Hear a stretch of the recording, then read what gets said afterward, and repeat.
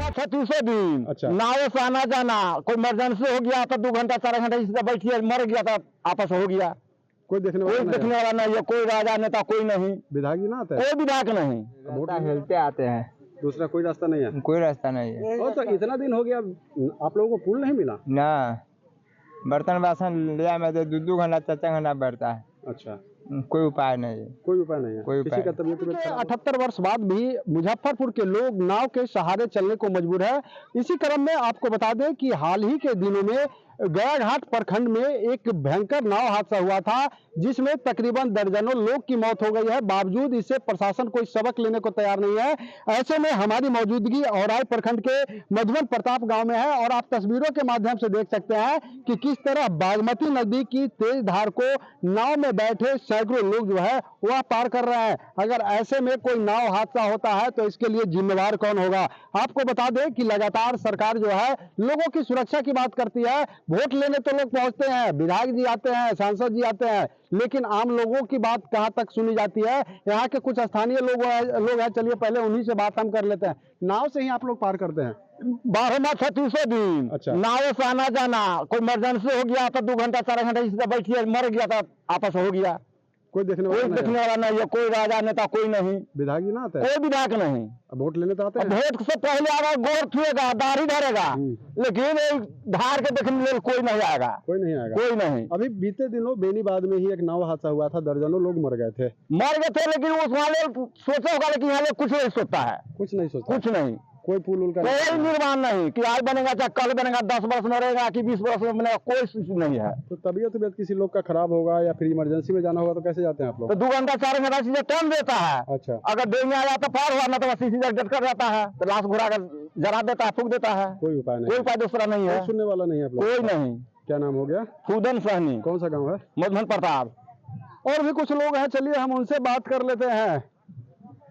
कैसे जाते हैं उस पार?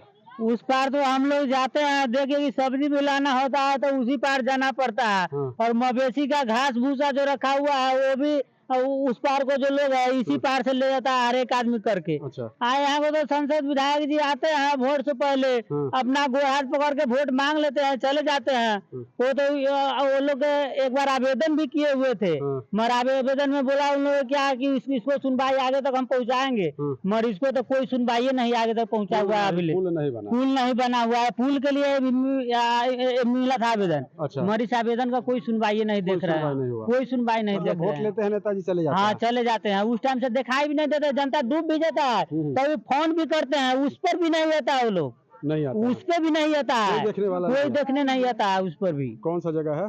औराई थाना मधुबन प्रताप गाँव है। नाम क्या हो गया आपका? नाम संतोष सहनी। चलिए एक बाबा है, हम उनसे भी बात कर लेंगे। बाबा कहाँ बाजार जा रहे हैं क्या? नाव से ही जाते हैं आप लोग? है नैया से। और कोई रास्ता? रास्ता हेलते आते हैं, दूसरा कोई रास्ता नहीं है, कोई रास्ता नहीं है। और तो इतना दिन हो गया आप लोगों को पुल नहीं मिला? ना, बर्तन बासन लिया में तो 2 घंटा 4 घंटा बैठता है। अच्छा, कोई उपाय नहीं है, कोई उपाय नहीं है, कोई किसी का तबीयत खराब होता होगा तो? किसी का नहीं उपाय, कोई उपाय नहीं है, कोई उपाय नहीं, अगर नाव नहीं रहे तो कोई उपाय नहीं है, कोई उपाय नहीं, यहीं रहना है, यही रहना है, बस फिर के जाना है। कितना लोग होंगे जो इधर होंगे वंचित पुल से? 500 घर होगा, 500 से ज्यादा होगा, जिसका कोई रास्ता नहीं है, कोई रास्ता नहीं। क्या नाम हो गया बाबा? राजाराम पंडित। राजाराम पंडित जी। चलिए स्थानीय लोगों को सुन रहे थे, चलिए एक बार हम और तस्वीर आपको दिखा दे बागमती नदी के उस पार की। आप देख सकते हैं कि नाव ही एकमात्र यहाँ के लोगों का सहारा है, और अगर नाव की सुविधा नहीं हो तो लोग अगर मर भी जाएंगे तो फिर उनका उपचार तक नहीं हो पाएगा। ऐसे में आज हम रियलिटी चेक करने पहुंचे थे औराई प्रखंड के मधुबन प्रताप गांव, जहां की आप तस्वीरों के माध्यम से देख सकते हैं कि बागमती नदी का तेज धार है।